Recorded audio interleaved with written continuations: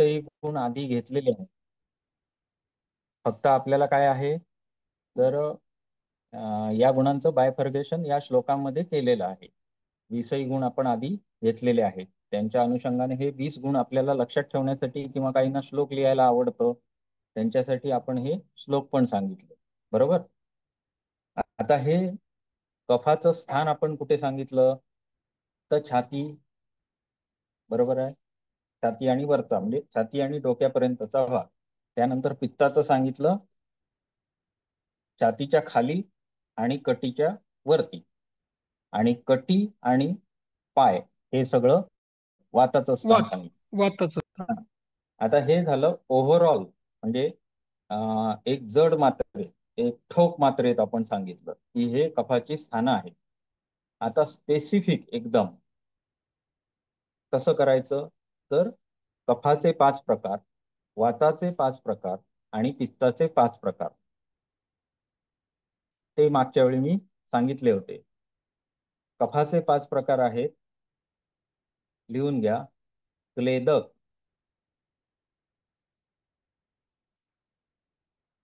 दुसरं एकाखाली एक लिहा. क्लेदक पहिला, दुसरा अवलंबक,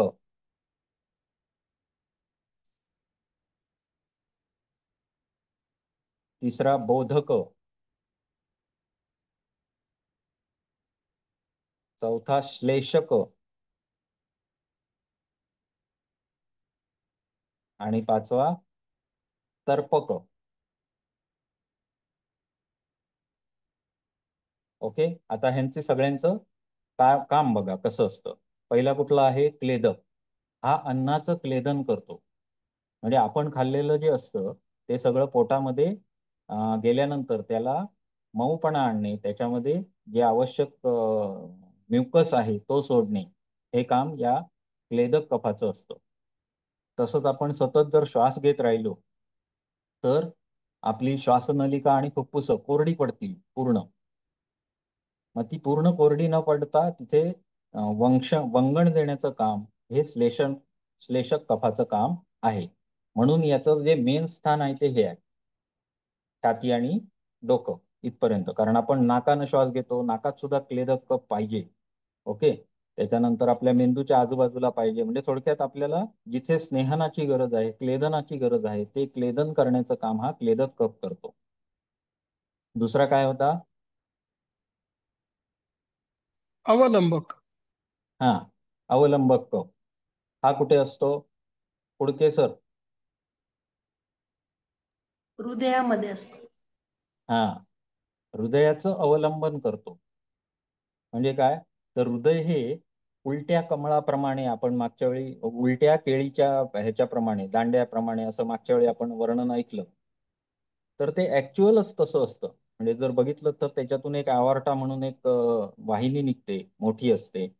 पल्मनरी व्हेन निघते. तर ही सगळी जी रचना आहे ती अशीच आहे बरोबर. आणि मग ते तसं सस्पेंडेड असतं. आणि मग ते ज्या कोशामध्ये सस्पेंडेड असतं त्याला म्हणतात पेरिकार्डियम. आणि हृदय आणि ते पेरिकार्डियम याच्यामध्ये एक काय असतो द्रव पदार्थ असतो, तो पेरिकार्डियल फ्लुइड असं म्हणतात. तर हा अवलंबक कफ आहे जो हृदयाचं पोषण करतो आणि हृदयाला प्रोटेक्शन म्हणून काम करतो. तिसरा आहे कुठला? बोधक. बोधक. हा बोधक आहे. बोधक हे रसनेशी संबंधित आहे, म्हणजे जिव्हेशी. म्हणजे जेव्हा आपण एखादी गोष्ट खातो, समजा आपण भाकरी खाल्ली ज्वारीची, नुसती भाकरी गिळली तर गोड लागेल का? नाही लागणार. पण भाकरी जेव्हा चावून चावून चावून त्याच्यात लाळ मिसळली की मग ती गोड लागणार. बरोबर आहे. म्हणजे पचनाची क्रिया ही तिथूनच सुरू होते. बोधक कफापासूनच पचनाची क्रिया सुरू व्हायला सुरुवात होते. मग बोधक म्हणजे बोध करून देणारा कसला? चवीचा. अशा स्वरूपात त्याचं नाव बोधक कफ आहे. त्यानंतर श्लेषक. श्लेषक कफ हा सांध्यामध्ये असतो, सांध्यांना वंगण देण्याचं काम करतो. आणि त्यानंतरचा आहे तर्पक, जो मेंदूच्या आजूबाजूला असतो, ज्याला म्हणतात सेरेब्रोस्पायनल फ्लुइड. TSF. हा, मेंदूला अपघातापासून वाचवणे, मेंदूचं पोषण करणे, या दोन्ही गोष्टी हा कफ करतो. ओके, हे झालं कफाचे 5 प्रकार, त्यांची स्थानं आणि त्यांचं काम करण्याची पद्धत. पुढे दुसरा आहे पित्त दोष. पित्ताचं व्हायचं होतं, आपण वाताचे प्रकार पित्ताचं सांगितलं नाही सर. हा बरोबर, आधी वाताचे बघूया. वात, वाताचे कुठले कुठले प्रकार आहेत सांगा कुडके सर. हे वात बी राहिलं होतं सर. झालं ना वात, काय नाही, कफच झाला, कफ आणि नाही वात नाही दोन्ही झालं ना.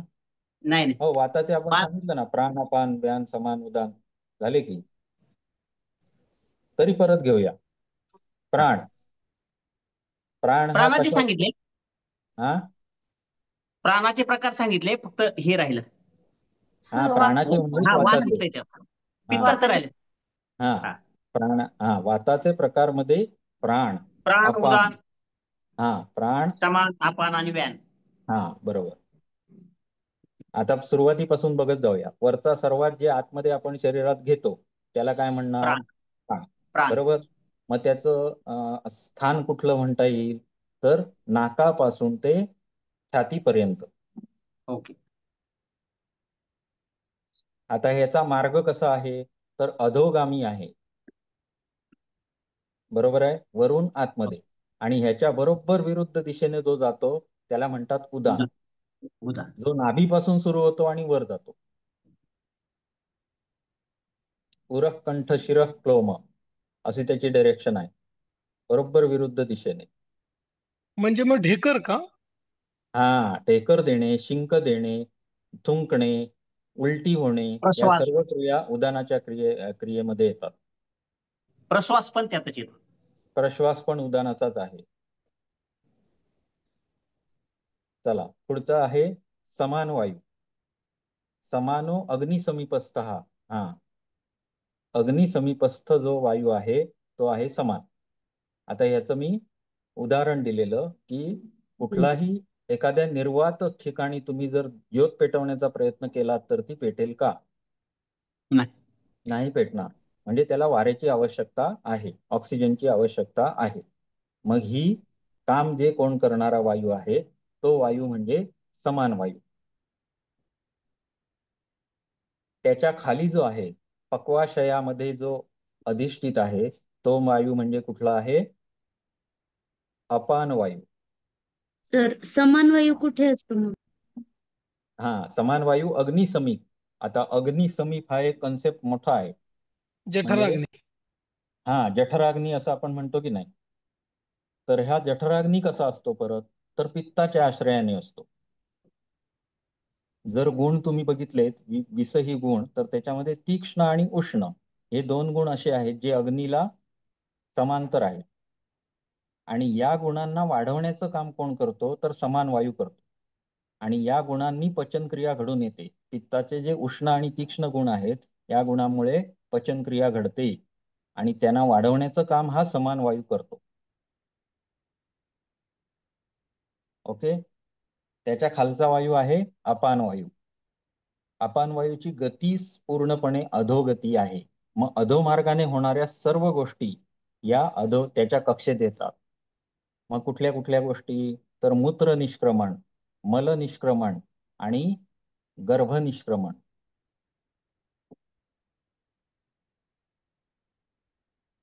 या तिन्ही गोष्टी अपानाच्या कार्यकक्षेत येतात.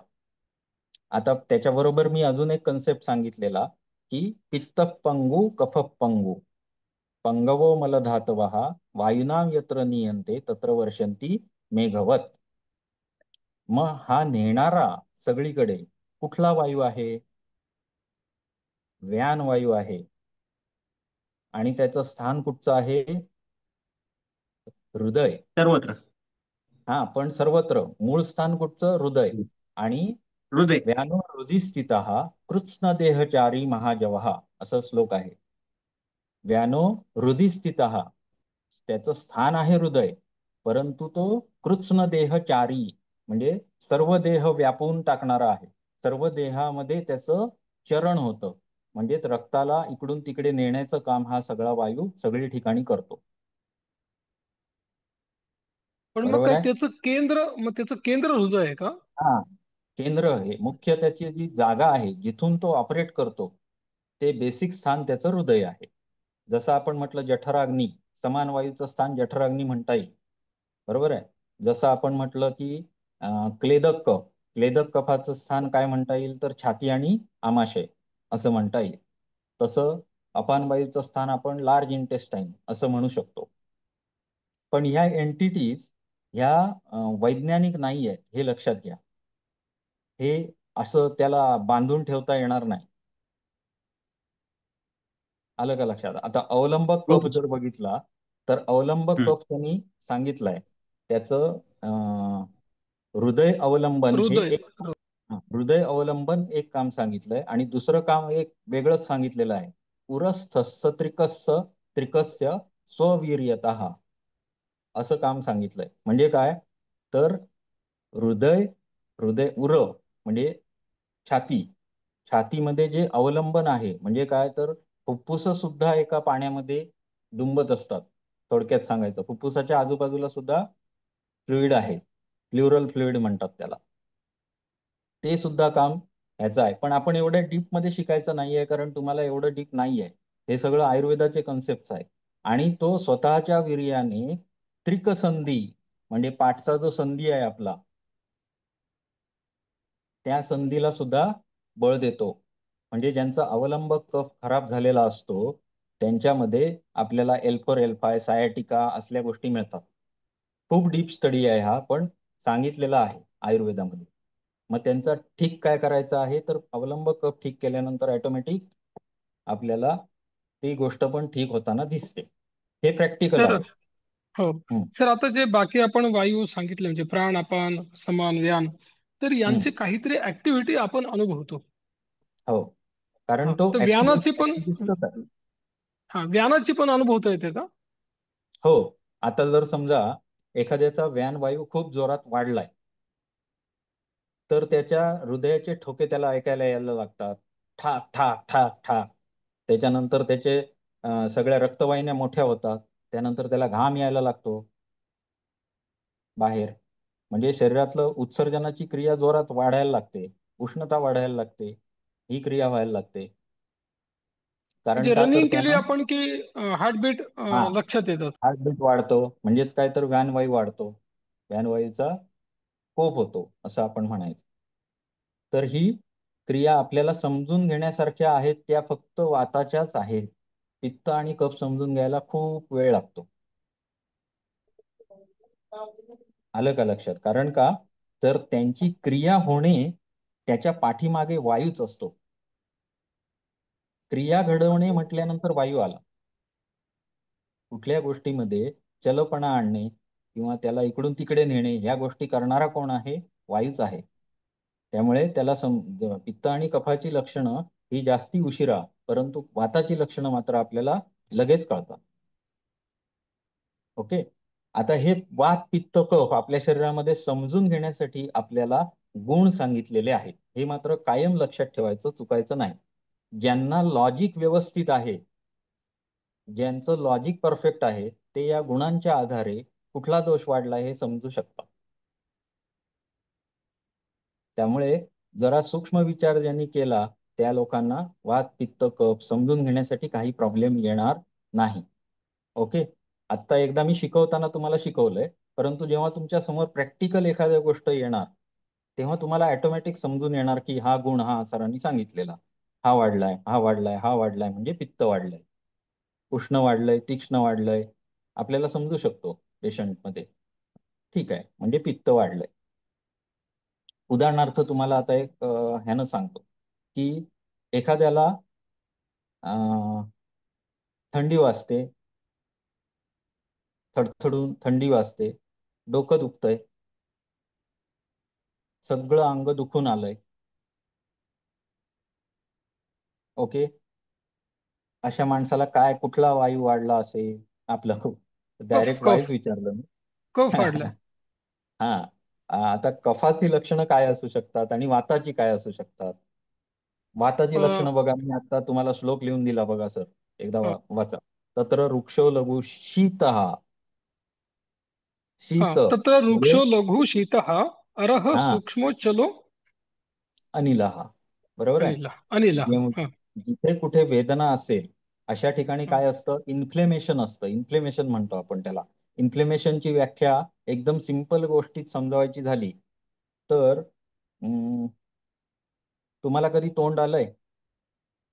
तोंड आल्यानंतर आलंय सर. तोंडातल्या तोंडात जीभ सुद्धा फिरवायला नको वाटते, दुखतं. हो हो म्हणजेच कुठलीही गोष्ट एकमेकावर घासली की दुखते. आलं का लक्षात? मग खरं म्हणजे खरखरीतपणा येणे ही जी लक्षण आहे ते दुखण्याशी संबंधित आहे. आलं का लक्षात? आता उदाहरणार्थ सांधे दुखतायत म्हणजे काय झालंय? वंगण कमी झालंय आणि खरखरीतपणा वाढलाय. एकमेकावर घासले. Crystals crystals. हा, क्रिस्टल्स आले, युरिक ऍसिडचे क्रिस्टल्स आले, खरखरीतपणा आला, काहीतरी झालं, जेणेकरून इन्फ्लेमेशन होतं. हे गुण कोणाचा आहे? वाताचा आहे. डोकं दुखतंय म्हणजे कुठला गुण आहे? खरखरीतपणा आहे. कोणाचा गुण आहे? वाताचा गुण वाताचंच. आहे. थंडी वाजते, शीतगुण वाताचा आहे, पण बरोबर कफाचा पण आहे. पण कफाचे इतर गुण दिसतायत का हे बघणं आवश्यक आहे.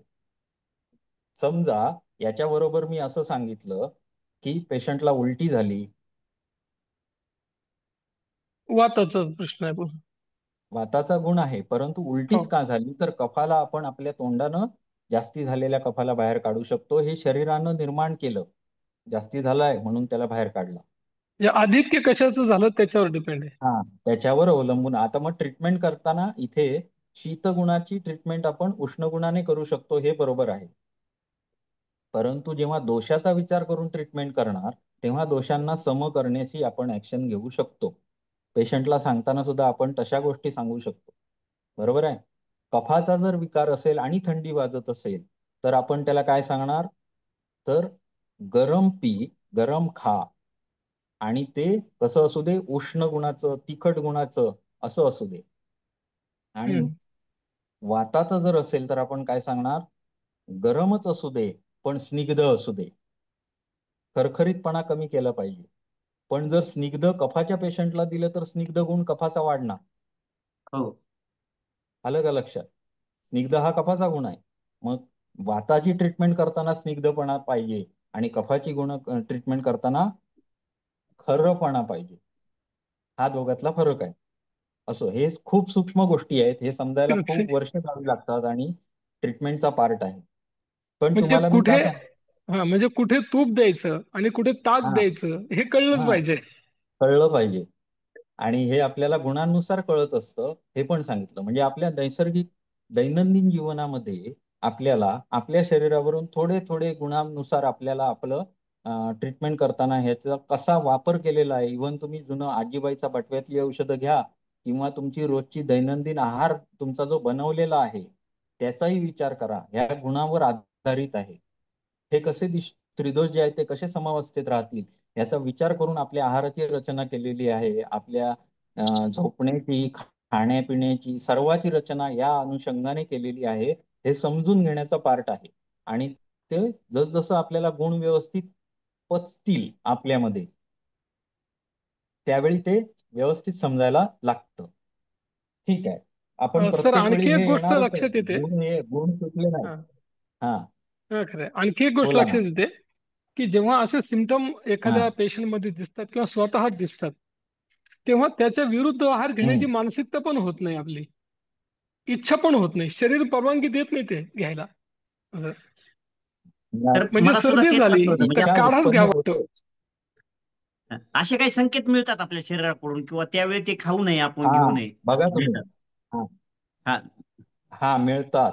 हेच सांगतोय की शरीर आपलं जे आहे हे एक मॅजिक मशीन बनवलेलं आहे शरीराला आपल्या, आणि ज्याचा प्रज्ञा व्यवस्थित आहे. प्रज्ञा म्हणजे काय? बुद्धी. त्या माणसाला परफेक्ट काय स्वतःच हे खाण्याची इच्छा होते. उदाहरणार्थ तुम्हाला सांगतो की गर्भिणी आहे एखादी, तर तिला आंबट खायची इच्छा होते. का होते? कारण तिचं रक्त बाळाला आणि तिला दोघांनाही पुरवायला लागलेलं असतं, पुरवायचं असतं. म्हटल्यानंतर ते वाढलं पाहिजे. ते वाढलं पाहिजे तर व्हिटॅमिन सी ची गरज आहे. व्हिटॅमिन सी न आयनचं ऍब्सॉर्प्शन चांगलं होतं आणि रक्त वाढण्याची क्रिया चांगली होते. निसर्गतः अनेक लक्षणं आपल्याला निसर्ग देत असतो आणि ते संकेत असतात की ते कशा पद्धतीनं आपल्या शरीरामध्ये दोष घडवतायत, संप्राप्ती, आणि त्याच्या अगेन्स्ट जर सुरुवातीलाच गेलो तर आपण रोग टाळू शकतो. उदाहरणार्थ जर तुम्ही बघितलं तर प्रत्येक हा जो सर्दी खोकल्याचा पेशंट आहे तो सुरुवातीला काय लक्षणं सांगतो? अंग दुखतंय, खूप ताप आलाय, अजिबात काही खायची इच्छा होत नाही. बरोबर आहे? आणि ज्वराच्या आपल्या चिकित्सेमध्ये सुद्धा सुरुवातीलाच सांगितलेलं आहे, ज्वरादौ लंघनम कुर्यात. ज्वराच्या पूर्वरूपामध्ये पूर्वरूप जर आली, आपल्याला समजली की आता पुढे मला ताप येणार आहे, त्या माणसानं लंघन करावं. नैसर्गिकरित्या त्याला भूकच लागत नाही, त्याला खायची कमीच इच्छा होते. आणि तिथे त्यानं जर लंघन केलं तर पुढे येणारा ज्वर हा आपण टाळू शकतो. आणि हे याचं 2016-17 मध्ये नोबेल पारितोषिक घेतलं एका माणसाने. ह्या एवढ्याच आहेत, ज्वरादौ लंघनम कुर्यात, एवढ्याच श्लोकावर आधारित नोबेल पारितोषिक मिळवणारा माणूस आहे. त्यानं वैज्ञानिक दृष्ट्या हे सिद्ध करून दिलं की हा ज्वर म्हणजे कुठल्याही फॉरेन बॉडीज आपल्या शरीरामध्ये जातात, म्हणजे जंतूच गेले असतील किंवा आपल्या शरीरातल्या काही कॅन्सरच्या पेशी वाढत असतील तर त्या सुद्धा आपल्या शरीराला हानिकारक आहेत. फॉरेन बॉडी आहेत आपल्या दृष्टीने. तर या सगळ्या फॉरेन बॉडीज नावाच्या ज्या गोष्टी शरीरात असतात त्या सर्व कमी करण्याचं काम लंघन करतं. एवढं त्यानं सिद्ध करून दाखवलं, नोबेल पारितोषिक मिळालं त्याला. वा. हा. सर आणखी एक गोष्ट ओके. विचारायची होती. हा. सर असं होतं की काही लोक असं सांगतात की तुम्ही ताप आला तर त्याला दाबू नका, सर्दी आली तर दाबू नका गोळ्या खाऊन, ते बाहेर पडून जाऊ द्या. तर ते कितपत बरोबर असतं? परफेक्ट. नाही, माझी लाईन ऑफ ट्रीटमेंट माझी अशीच असते. 100%. मी सर्दीची गोळी वापरतच नाही. मी सर्वांना सांगतो. काय होतंय की सगळेच ॲलोपॅथिक औषधं वाईट आहेत का? तर मुळीच नाही.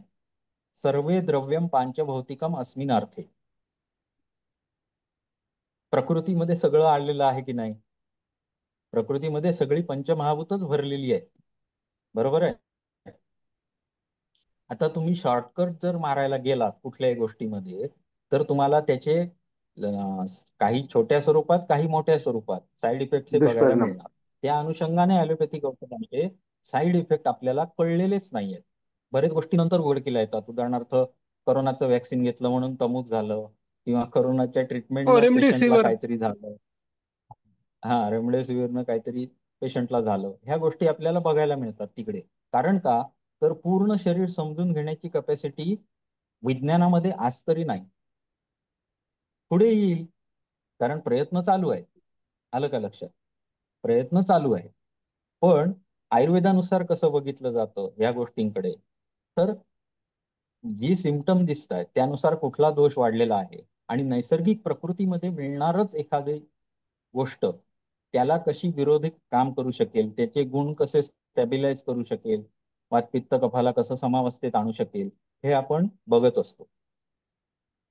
रोगाचे पण दोन प्रकार आहेत, एक आंतरिक आणि दुसरा बाहेरून. आंतरिक रोगामध्ये त्या अवस्थेमध्ये जर कफ वाढला, पित्त वाढला तरी सुद्धा रोग त्याचे निर्माण होतात. उदाहरणार्थ एखाद्याला आम्लपित्त आहे. आम्लपित्तासारखा रोग हा कुठून बाहेरून आलेला नाही, त्याच्या खाण्यापिण्यामुळेच निर्माण झालेला रोग असतो. पण एखाद्याला मलेरिया झाला, मलेरिया पण इकडे सांगितलेला आहे, विषमज्वर, हा आगंतुक रोग झाला. बरोबर आहे? त्याच्यासाठी पण औषधं सांगितले. आणि इथे वैज्ञानिक जे म्हणजे ॲलोपॅथीचं शास्त्र आहे, इथे आपल्याला गरजेचं पडतं, लागू पडतं अशा ठिकाणी. परंतु जर मनुष्याने आगंतुक रोगांसाठी जी आचारमीमांसा सांगितली त्याचं पालन केलं तर आगंतुक रोग होणारच नाही. शौचाचं फल सांगितलेलं आहे बघा. शौच पालन किती महत्वाचं आहे हे आपल्याला योगदर्शन तर सगळेच सांगतात. परंतु योगदर्शनामध्ये पण आहे.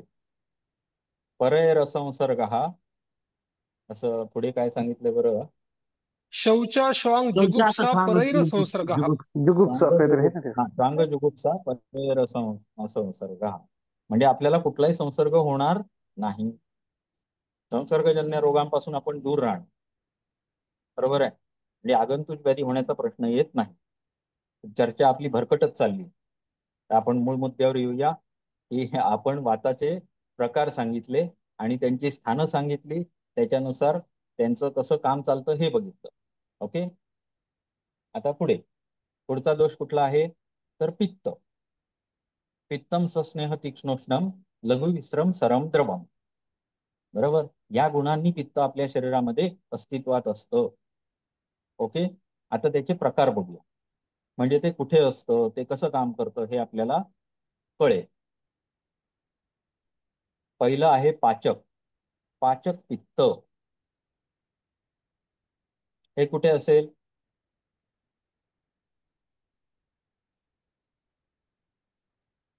पाचनाचं काम कुठे होतं आपल्या शरीरात? जठर. याच्यामध्ये जठर, आमाशय इंटेस्टाईन मध्ये. आमाशय ज्याला म्हणता येईल, आमाशय, ग्रहणी, स्मॉल इंटेस्टाईन पर्यंत सगळे पाचक स्त्राव आपल्या शरीरामध्ये जेवढे जेवढे पाझरतात ते सगळं काय आहे?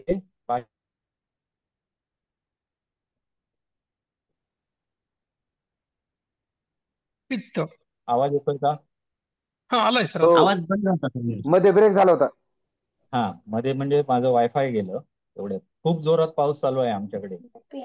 आजच्या दिवसभर सूर्य दिसलेला नाही आणि स्वतः पण दिसत नव्हतं बाहेर गेल्यावर, एवढं काळोख करून पाऊस आहे. तर आपण काय होतो? पाचक पित्त, आमाशय, ग्रहणी म्हणजे स्मॉल इंटेस्टाईन इथपर्यंत आपण पाचक पित्ताचा म्हणून विचार करू शकतो. आणि पाचक पित्त म्हणजे काय तर आतड्यातून येणारे सगळे स्त्राव हे पाचक अंतर्गत येतात. ओके, जठरामध्ये हायड्रोक्लोरिक ऍसिड येतं. पुढे गेल्यानंतर पित्ताशयामधनं बाईल येतं, ज्याला डिओडिनम मध्ये बाईल पोचतं. आणि त्याच्यानंतर स्मॉल इंटेस्टाईन, त्याच्यामध्ये बरेच प्रोटीन पचवणारे घटक असतात, त्यांचं पचन करणारे एन्झाईम्स असतात, ती येतात. ओके, एवढं सगळं पचन क्रिया म्हणजे पाचक पित्त. पुढे रंजक पित्त.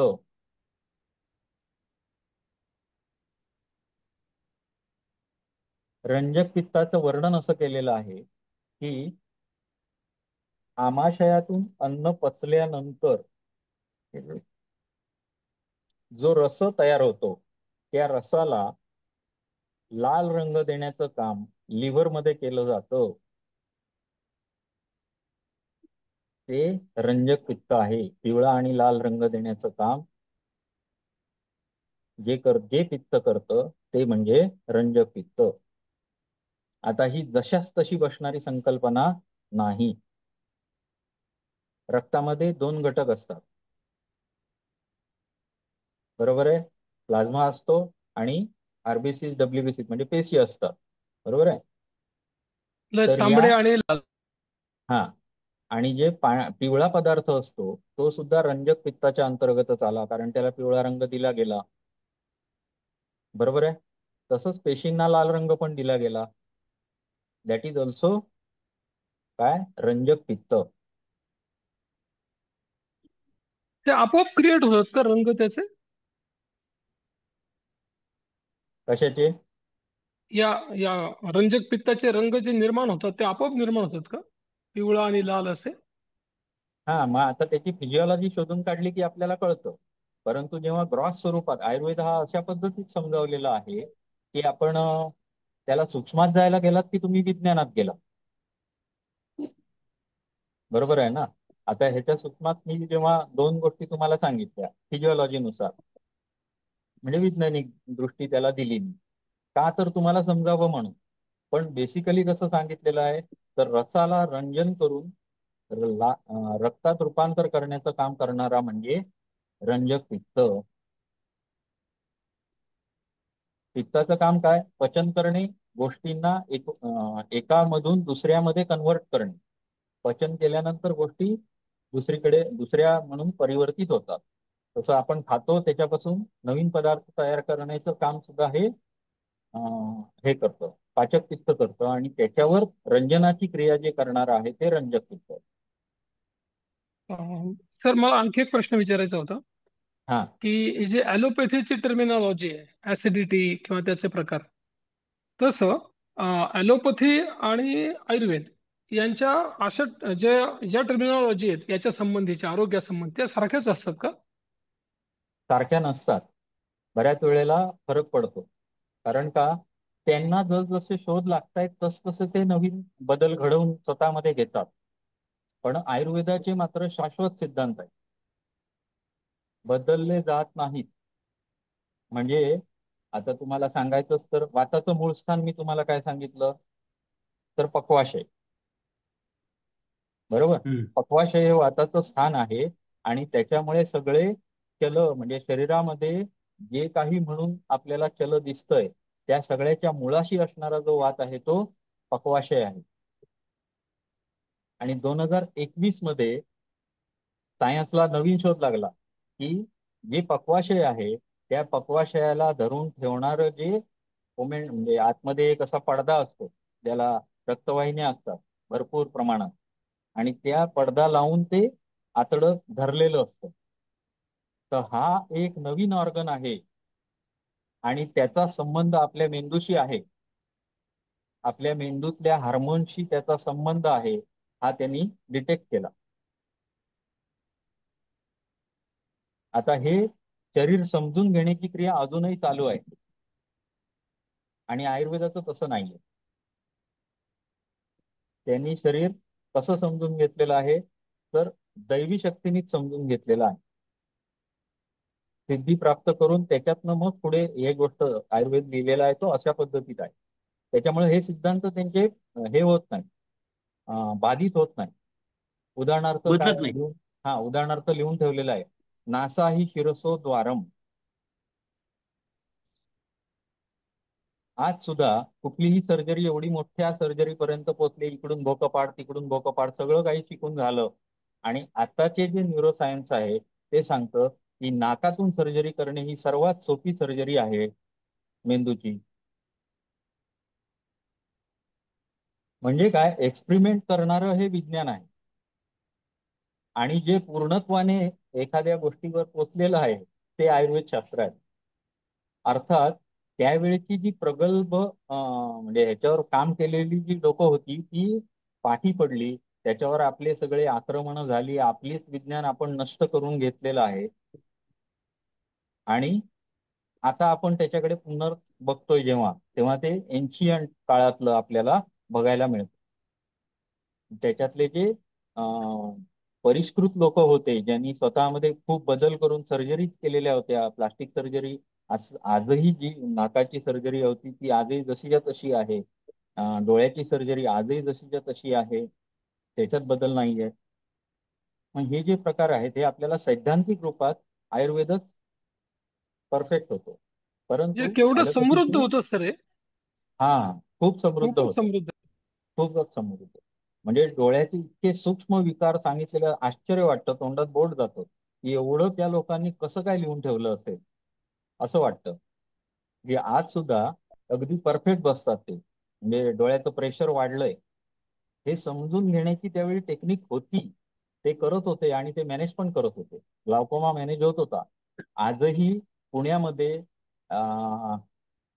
म्हणजे ऑप्टिक ॲट्रॉफी रिव्हर्स होत नाही, अख्ख्या जगामध्ये याच्यावर शोध चालू होते की ऑप्टिक ॲट्रॉफी रिव्हर्स होत नाही, पण आयुर्वेद आहे जो करून दाखवतो. म्हणजे एखाद्याची दृष्टी परमनंटली जाते ऑप्टिक नर्वला डॅमेज झाल्यानंतर, तर ती सुद्धा रिव्हर्स करण्याची प्रोसिजर आपल्या इथे सांगितलेली आहे, ती केल्यानंतर रिझल्ट मिळतात. ही सत्य परिस्थिती आहे. तर मग असं याचे जे मूळ मूळ सूत्र जे आहेत, या मूळ हा. सूत्राचं जे काही एकूण श्लोक असतील किंवा काही प्रकरणं असतील, हे ॲलोपॅथीच्या अभ्यासक्रमात टाकायला पाहिजे खरं. इतकं इतकं हो, बेसिक पक्का आहे तर. आता तुम्हाला म्हणजे आश्चर्य वाटेल, परंतु जेवढे म्हणून सायंटिस्ट आहेत तेवढे सगळे सायंटिस्ट हे शोध लावत असतात आणि त्यातले बरेचसे आयुर्वेद शिकूनच जातात. म्हणजे तिथे कुठेही भेदभाव नसतो. ते सायन्स म्हणूनच बघतात त्या गोष्टीकडे. आणि मग त्यातून लोकांना प्रत्यक्ष प्रमाणाने सिद्ध करून दाखवण्यासाठी, त्याच्यातली सूक्ष्मतेनं अभ्यास करण्यासाठी फिजिक्सचा वापर केला जातो, केमिस्ट्रीचा वापर केला जातो. आणि त्यातून मग आपल्याला एक सारभूत गोष्ट आपल्या समोर येते. आलं का लक्षात? फक्त इथे काय आहे तर सायन्स, आपलं केमिस्ट्री, फिजिक्स हे त्यावेळी जे डेव्हलप होतं ते आपल्याला आपल्या ग्रंथामध्ये बघायला मिळतं. आणि आज जे आपल्याला स्वरूप पुढ्यात आलंय ते फिजिक्स आणि केमिस्ट्री नवीन स्वरूपातली जी तयार झालेली आहे त्याच्या अनुषंगाने आपल्या पुढ्यात येतं. म्हणजे प्रयोगशाळा पंचमहाभूत सुद्धा सेमच किती आहे. मोठ्या असतील. हो, हा, असं सगळं. म्हणजे व्यवस्थित लिहून ठेवलेलं आहे की मूर्त शरीराचं तीरफाड कशी करायची, कुठून सुरुवात करायची, त्याच्या कुठल्या कुठल्या नाड्या धमन्या दिसणार, आतमध्ये काय दिसणार, सगळं व्यवस्थित लिहून ठेवलेलं आहे. आणि त्याचा आपल्याला म्हणजे जेव्हा चिकित्सा म्हणून करतात त्यावेळी व्यवस्थित वापर होताना दिसतो. ठीक आहे. ह्याच्यावर जाऊया नको, आपल्याला जो सिलेबस आहे त्याचे लक्ष देऊया. आपण कुठे होतो? रंजक रंजक पित्त झालं. रंजक पित्त. पुढे साधक पित्त.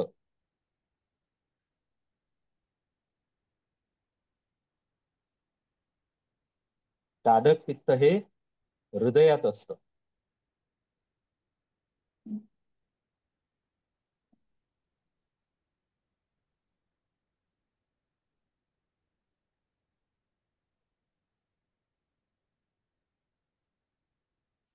हे काय भाजक काम पित्त. करतं? हा, काम याचं वेगळं आहे थोडस. जेव्हा आपण आपल्या मनाशी संबंधित गोष्टी विचार करतो, म्हणजे काय तर मनाला आज मला बरं वाटलं, मला दुःख वाटलं, ह्या ज्या भावना आहेत ह्या तयार करण्याचं काम साधक पित्ताचं आहे. मनाशी संबंधित गोष्टी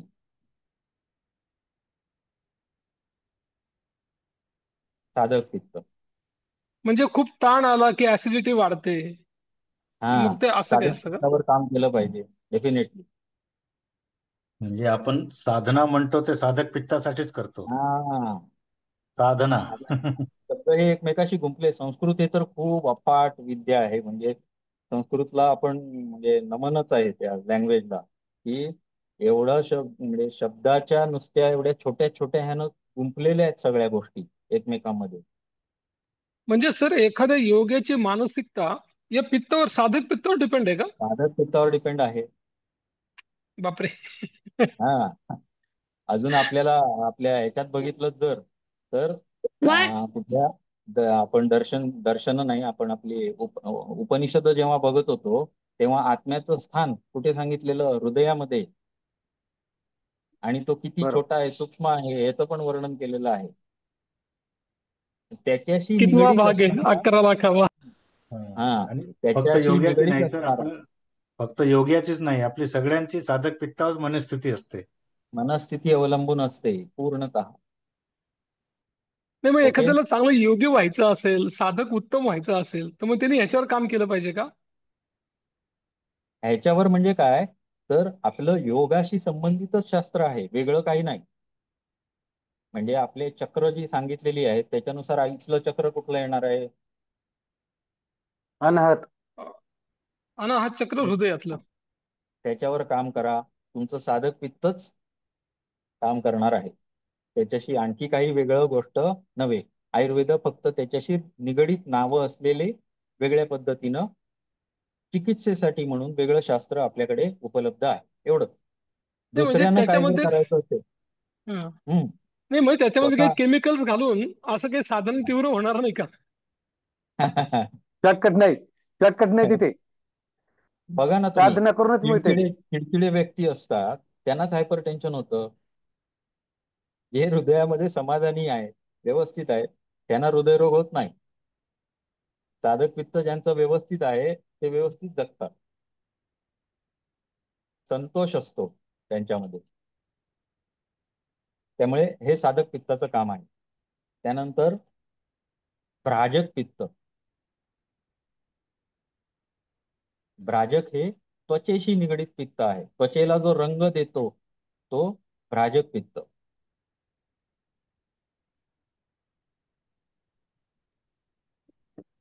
अजून काढतो मटक्याला तसं. अजून काढतो. आता हे कसं समजून घ्यायचं आहे, तर जेव्हा कौमार भृत्य तंत्र आहे, बालरोग थोडक्यात सांगायचं तर आपण अष्टांग आयुर्वेद बघितला, तर त्याच्यामध्ये याचं वर्णन केलेलं आहे की गर्भामध्ये मुलाची तयारी जेव्हा होते तेव्हा ते सुद्धा पचनक्रियाच आहे ना. एका पेशीपासून दुसरी पेशी, दोनाच्या चार, चाराच्या आठ अशा पद्धतीतच वाढत जातात.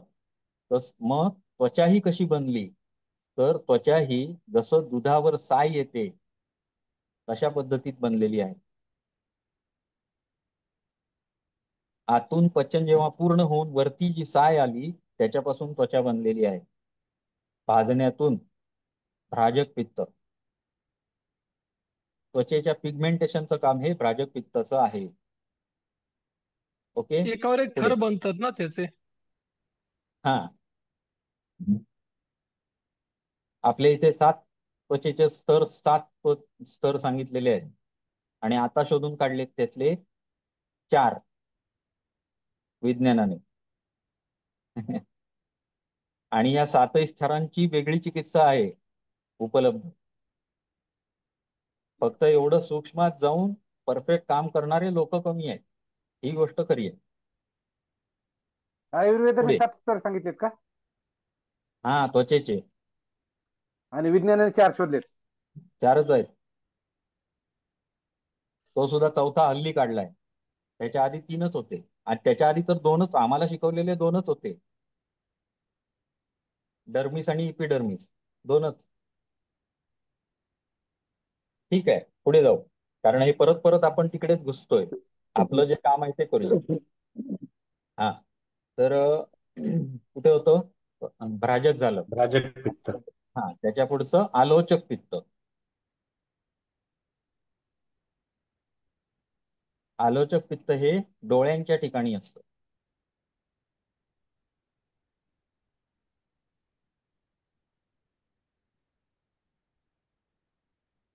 चक्षु हे तेजाचं स्वरूप मानलेलं आहे. बरोबर आहे. आणि कुठल्या स्थानात येतात बघा, डोळे कुठल्या स्थानात येतात, कुठल्या दोषाच्या, दोष कुठला आहे इथे, कफ कफ कफ. कफ असतो. आणि म्हणून चक्षु हे त्याच्या स्थानात बसवलेले आहेत, पण ते आहेत खरे कोणाचे, पित्ताचे. बेसिक दोष त्यांचा पित्त आहे, पण तिथे येणारा कफ आहे. म्हणून ज्यांना सर्दी होते त्यांना काय होतं, डोळे बघवत नाही चिकटतात. प्रकाशाकडे, होतं की नाही. म्हणजे कफाचा विकार होतो आणि त्याचा डोळ्यांना त्रास होतोच होतो. चक्षुस्तेजोमयम तस्य विशेषात श्लेष्मतो भयम. कफानं ज्याला जास्ती भय असतं आणि पित्ताचेच चक्षु हे आहेत. ठीक आहे, तर हे त्याचं काम काय आहे, तर दृष्टी बेसिक, म्हणजे आपण जे इंद्रियांमध्ये जे कन्व्हर्जन करत असतो ते कन्व्हर्जन, म्हणजे इकडून तिकडून इमेज आपण बघितली डोळ्यानं, म्हणजे इंद्रियानं विषय घेतला, पण तो समजण्यासारखा आपल्याला समजणाऱ्या कृतीत घडवून आणणे हे काम आलोचक पित्ताचं आहे. ठीक आहे. दूध प्यायचं? दूध. परत खूप परत मोठं सांगा काम. एकदा. आलोचक पित्त हे डोळ्यात असतं आणि बरोबर. जो विषय आहे इंद्रियाचा, आता समजा माझ्या समोर काही विषय, हा पेन ड्राईव्ह आहे, तर पेन ड्राईव्ह हा मला समजला पाहिजे की नको, हो. विषय पेन ड्राईव्ह झाला. बरोबर आहे, हे काहीतरी वस्तू आहे, पण ही काय आहे हे डोळ्यांनी बघितल्यानंतर मला समजण्यासाठी त्याचं मेंदूला. प्रारूप मला बनवावं लागेल. ते प्रारूप म्हणजे त्याच्यामध्ये कन्व्हर्जन करणे, दृष्टीमध्ये जो कन्व्हर्जन करावं लागतं ते करणारं म्हणजे आलोचक पित्त डोळ्यांमध्ये असतं. काय अफाट शरीर आहे आपलं, बापरे. हा, खूप. आणि ह्याच्या पुढे म्हणजे इतकं सूक्ष्म आहेत ना गोष्टी, विचारच सोडा, खूप आहेत वेगळ्या वेगळ्या. हे झाले आपले, काय झाले, 3 दोष झाले. ओके. आता त्याचा दैनंदिन जीवनाशी आपण थोडासा संबंध जोडूया. त्यातला एक मी सुरुवातीला सांगितलेलं, बाल्यावस्थेमध्ये कफाधिक्य असतं. सुरुवातीलाच घेतलंय बघा, पहिल्या लेक्चरला. कारण का?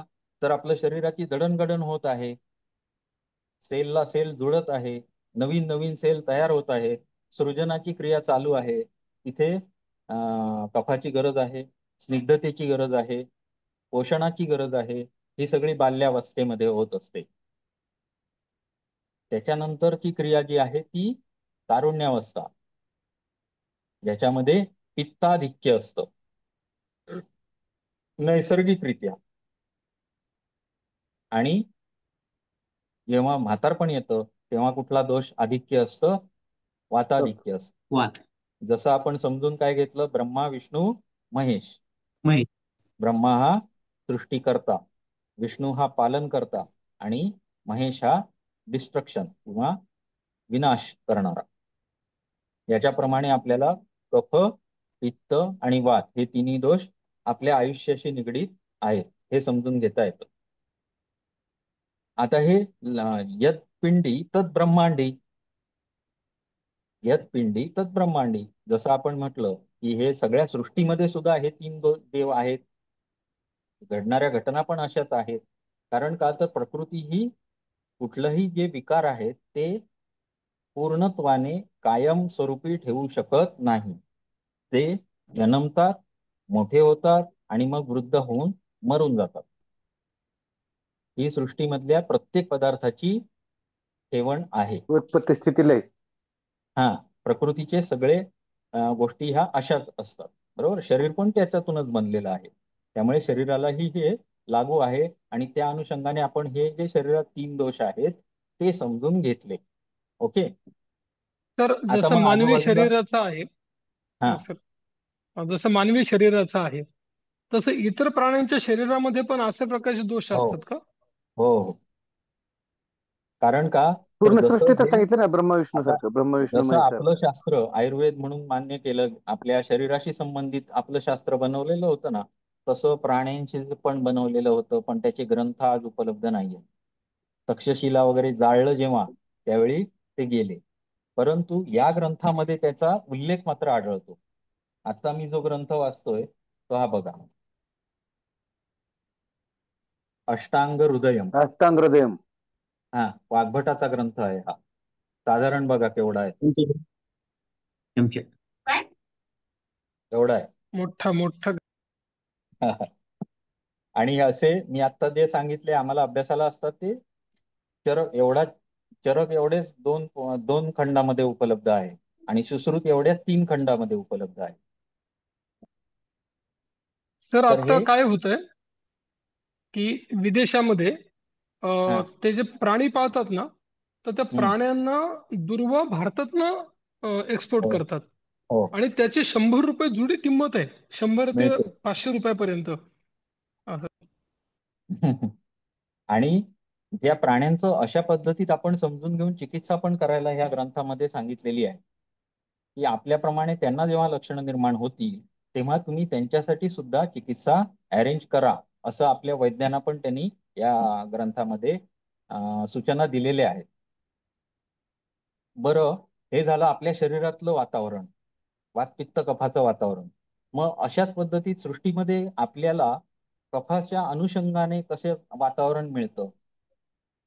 तर कफाचं जे वातावरण असतं ते थंडीचे दिवस असतात, ज्याच्यामध्ये आपलं वजन वाढतं, ज्याच्यामध्ये स्निग्धता असते, ज्याच्यामध्ये शरीर बिल्ड होण्याची जास्ती क्षमता असते, असं वातावरण जे असतं ते असतं थंडीचं वातावरण.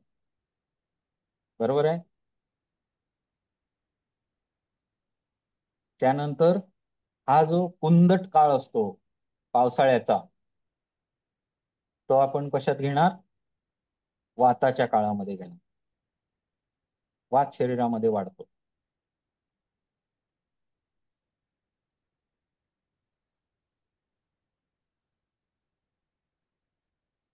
आणि पित्त उष्णता जेव्हा असते तेव्हा. मग उष्णता कधी असते? मे उन्हाळ्यात. महिन्यामध्ये असते. उष्ण उन्हाळ्यात. हा. आणि एप्रिल मे. आणि कधी असते? पावसाळा संपल्या संपल्या असते. बरोबर आहे ना? ऑक्टोबर मध्ये पण. ऑक्टोबर मध्ये हीट असते जी ती भयंकर असते. म्हणजे जे ऋतू आपले आहेत त्या ऋतूंचा विचार हा. केला असेल मग इथे. ऋतूंचा विचार केलेला आहे. आता तो कसा केलाय हे आपण पुढच्या लेक्चरला बघूया. आता हे आपलं सगळं कशाशी संबंधित झालं? वात वातपित्त पित्त. कफ. हा, पूर्णत्वानं आपण गेलो, समजून घेतलं. आता वात पित्त कफावर परत यायची गरज लागणार नाही. फक्त आपण आता त्याचा निसर्गाशी असलेला संबंध बघणार आहोत. त्याच्यानंतर आपल्या शरीरामध्ये विविध काळानुसार दोष कसे उत्पन्न होतात, कसे वाढतात आणि कसे प्रशम होतात. नैसर्गिकरित्या हे आपल्या शरीरामध्ये चालूच असतं चक्र, ज्याला ऋतुचक्र असं नाव दिलेलं आहे. ऋतुचक्रामध्ये या दोषांमध्ये कसा फरक पडतो हे आपल्याला पुढच्या लेक्चरला समजून घ्यायचं आहे.